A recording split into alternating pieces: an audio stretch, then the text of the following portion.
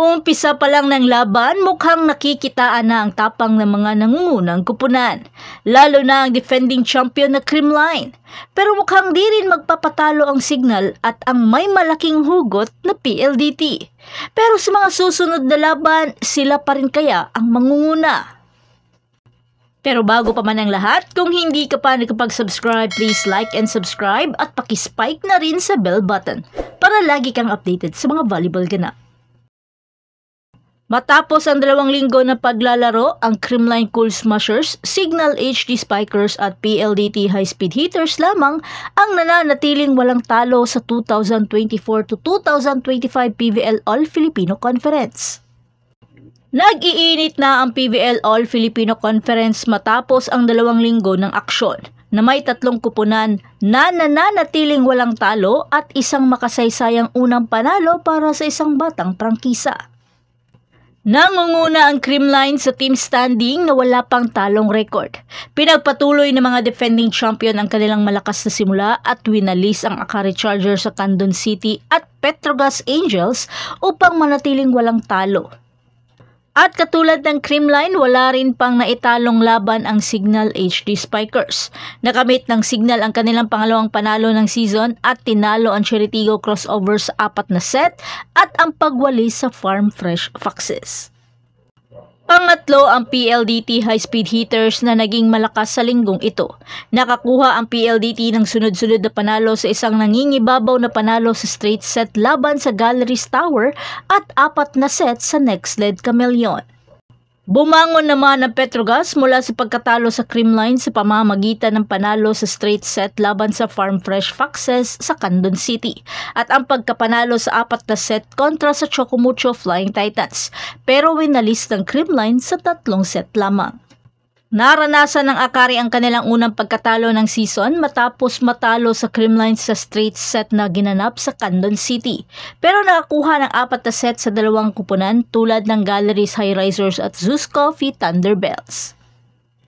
Nakuha naman ng Chocomucho ang kanilang pangalawang sunod na panalo at tinalo ang Capital One Solar Spikers sa 4 na set at nagkaroon ng mahigpit na 5 set sa Galleries High Risers, pero natalo sa 4 na set kontra sa Petrogas Angels.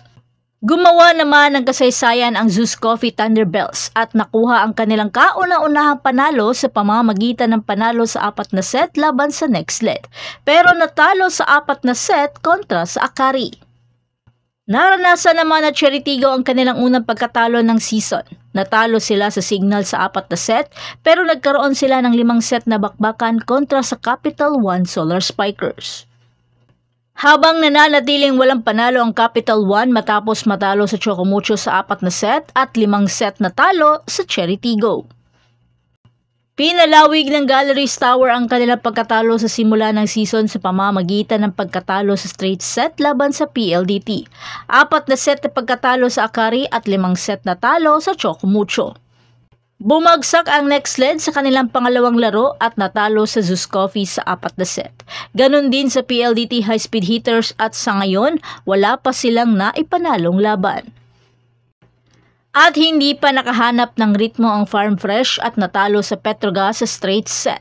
Ganon din sa Signal HD Spikers, habang hindi pa nakakapaglaro ang kanilang mga veteran players.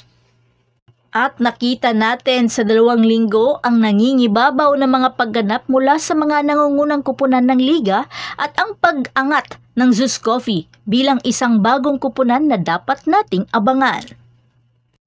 Habang nagpapatuloy ang 6 na buwang kompetisyon, nagsisimula pa lamang ang laban para sa posisyon sa playoffs.